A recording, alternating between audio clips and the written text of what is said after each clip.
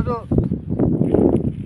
భువనగిరి మండలం హనుమపురం రైతులతో కలిసి మన ఉడపర్తి ఆగుచేరులో పరిశీలన చేయడం జరుగుతున్నది.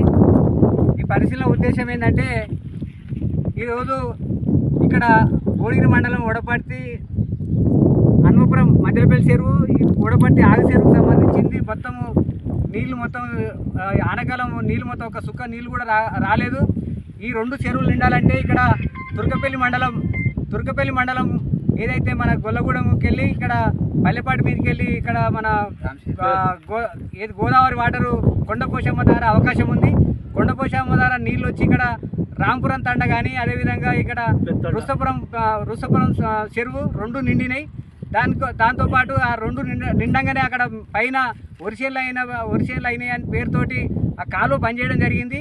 ఆ కాలువ కాక దాన్ని వెంటనే ఓపెన్ చేస్తే అధికారులు దీనికి సంబంధించిన అధికారులు ఆ కాలువని కాక మళ్ళీ వెంటనే ఓపెన్ చేస్తే ఇక్కడ ఈ రెండు చెరువులు నిండితే ఇక్కడ ఉడపర్తి ఆగు చెరువు నిండితే ఆగు చెరువులకు వెళ్ళి హనుమపురం మధ్యపల్లి చెరువులకు కట్టుగాలువ ఉంది.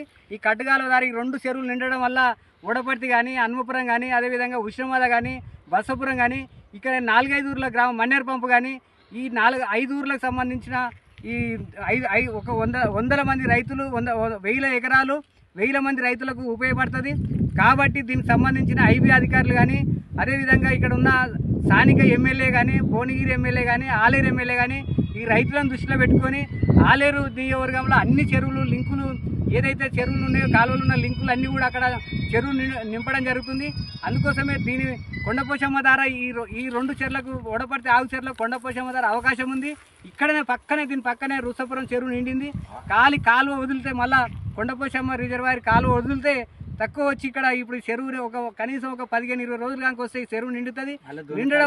నిండడం వల్ల మధ్యలపల్లి చెరువు హనుమపురం చెరువు కూడా నిండుతుంది. కాబట్టి రైతులని ఈ రెండు చెరువులను దృష్టిలో పెట్టుకొని భువనగిరి ఎమ్మెల్యే కానీ అదేవిధంగా ఆలేరు ఎమ్మెల్యే కానీ కిలోమీటర్ దూరంగానే ఉన్నది. ఖచ్చితంగా దీన్ని దృష్టిలో పెట్టుకొని రైతులను దృష్టిలో పెట్టుకొని అధికారులతో మాట్లాడి స్థానిక ఎమ్మెల్యే అధికారులతో మాట్లాడి వెంటనే ఈ కాలువని కొండపోశమ్మ కాలువని ఇప్పాలనేది కూడా మేము రైతుల తరఫున ఈ గ్రామాల రైతుల తరఫున ప్రభుత్వాన్ని కూడా కోరుతున్నాం. దీనికి సంబంధించిన డి గారు కానీ ఈ గారు కానీ తక్షణమే ఈ కాలువని రేపే పరిశీలన చేసి ఖచ్చితంగా కొండపోశమ్మ అధికారులు ఎవరు వాళ్ళకు ఫోన్ చేసి కాలువని విడుదల చేయాలనేది కూడా మేము రైతుల తరఫున డిమాండ్ చేయడం జరుగుతున్నది.